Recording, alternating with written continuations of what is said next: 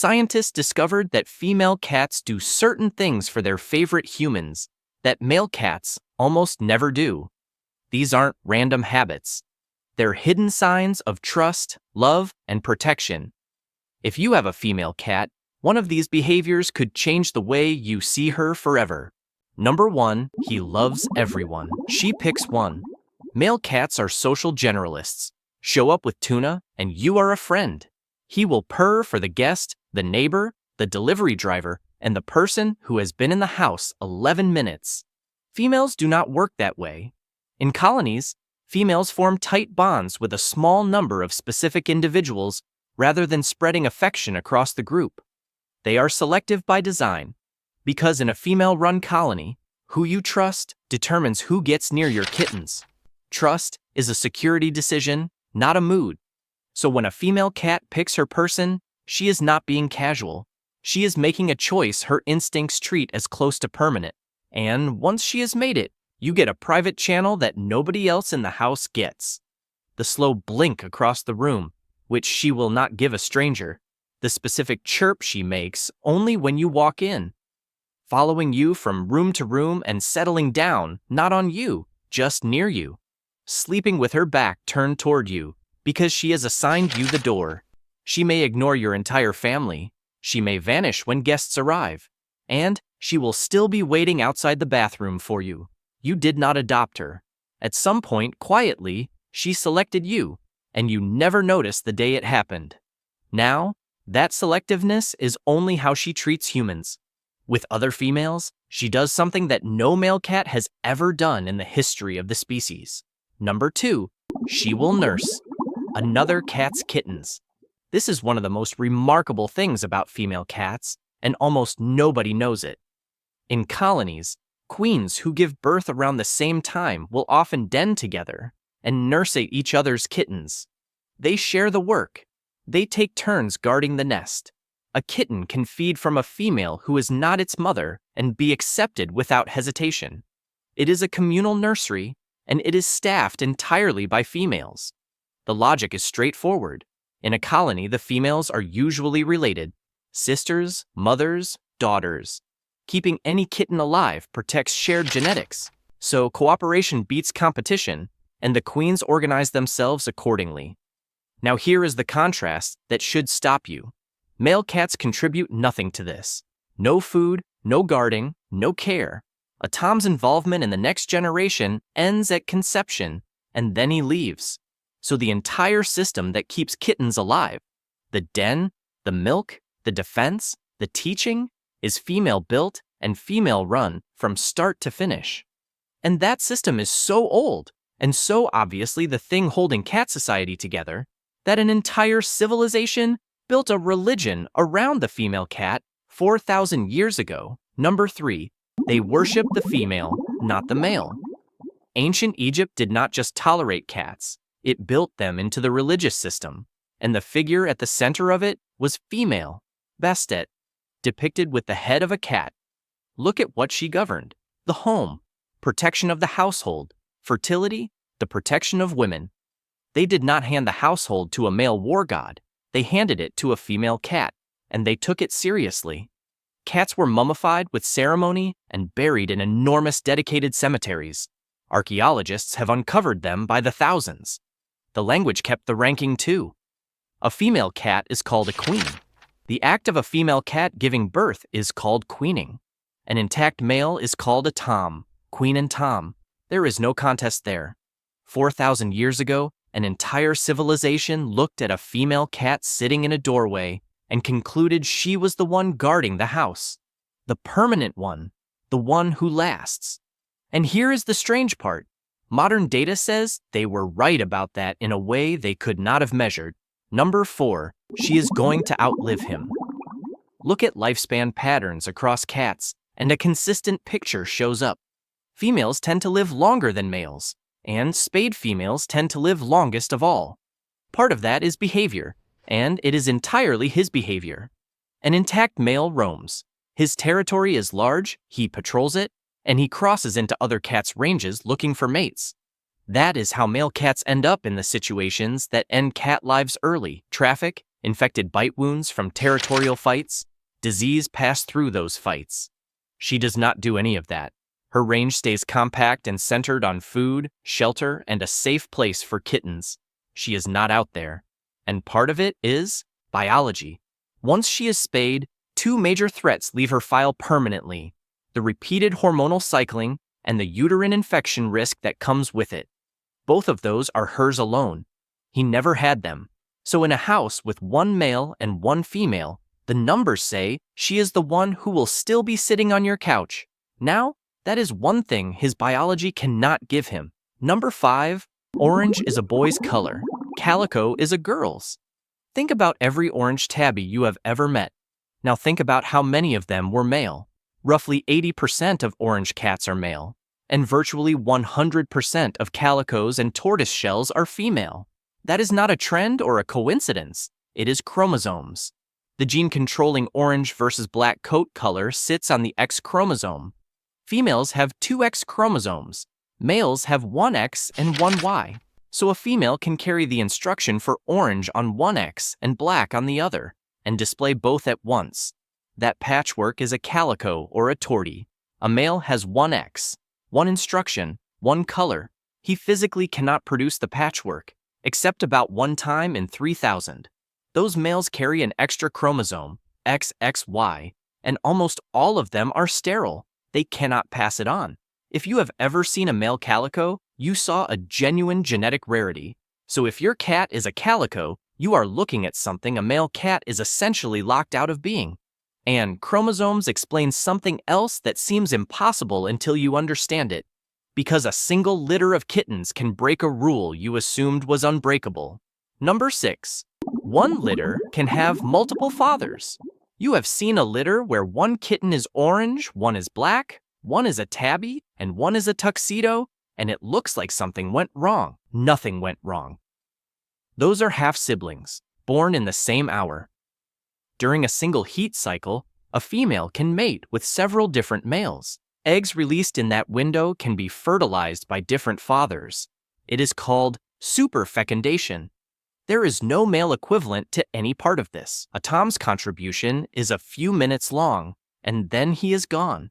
Hers is a 9-week pregnancy carrying a litter that may be genetically split between 3 or 4 males, none of whom will ever come back. Then add the volume. Average litter, 4 to 6 kittens. She can produce 2 or 3 litters a year, and she can start at 6 or 7 months old. Run that over 2 years, across a neighborhood, and you understand exactly how one unspayed female becomes an entire colony, because she raises that mixed litter completely alone. And the very first tool she uses on them is a sound you have heard 1,000 times and completely misunderstood. Number 7. Purring started as a signal to kittens. Everyone believes purring means a happy cat. Here is what breaks that belief. Cats also purr while injured, while giving birth. At the vet, in the carrier, at the worst moment of their lives. So what was it originally for? Go to the nest. Kittens are born with sealed eyes and sealed ear canals. For their first days, they cannot see their mother and can barely hear her. What they can do is feel. A queen purrs while nursing, and that low vibration travels through her body into theirs. It is a homing beacon, a signal a blind, nearly deaf newborn can locate and follow to the milk. And kittens start purring back within days, while feeding, which tells the mother the nursing is going right. Purring is a mother-to-kitten channel first. Every other use came later, which completely reframes what she is doing when she climbs onto your chest and vibrates. She is running the oldest maternal signal her species has, and she has aimed it at you. But she does not aim it just anywhere. Where she calls those kittens from is a decision she makes very carefully, because of who else is out there. Number 8. She hides her kittens from male cats. She does not choose the nest site you would expect. She goes deep, the back of a closet, inside a wall cavity, under a shed, somewhere dark and enclosed with one entrance she can watch. People assume that is about warmth. Part of it is a much older threat. Infanticide by males is documented across the cat family, most famously in lions. where an incoming male will kill cubs he did not father. Killing the young ends the mother's nursing and brings her back into breeding condition sooner. It has been observed in domestic cats as well. An unfamiliar tom is a genuine risk to a litter that is not his. So her nesting instinct is not decorating, it is a security assessment, enclosed, concealed, one entrance, away from routes males travel, and if she decides the location has been compromised, too much noise, the wrong scent, an animal on the path outside, she will pick up every kitten by the scruff and relocate the entire nursery, sometimes more than once. There is no male version of any of this. A tom does not carry, relocate, or reassess. That entire protocol lives in her. And it raises an obvious question. If a male cat is a threat to her litter, and he is bigger than her, how does she survive that? The answer is in her body, and it is number 9. Number 9, she is smaller, on purpose. Put a male and a female cat side by side and the difference is immediate. He is heavier, broader through the chest, bigger head, and if he is intact, he develops thick pads on his cheeks called stud jowls, plus tougher skin across the neck and shoulders. That is armor. It exists because male cats fight each other over territory and mating access, and the neck is where the bites land. She has none of it, and that is not a weakness. It is a different job. His body is built to win a confrontation. Hers is built for the thing he is genuinely bad at, entering a space without making a sound, holding a position without moving for as long as it takes, and killing something small on the first attempt. That is also why she does not fight a tom off the nest. She avoids the fight entirely, conceal, relocate, disappear. Her whole survival strategy runs on not being found, and her frame is built for exactly that. He is heavier so he can win. She is lighter so nothing hears her coming. 2 cats, same species, 2 completely different blueprints. And if she happens to be a calico or a tortie, the differences do not stop at her body. Number 10. Tortitude is real and males do not get it. If you own a tortie or a calico, you already know exactly what I am about to say. The attitude, the opinions, the way she accepts 11 seconds of affection and then bites you. Owners call it tortitude, and vets treated it as folklore for years.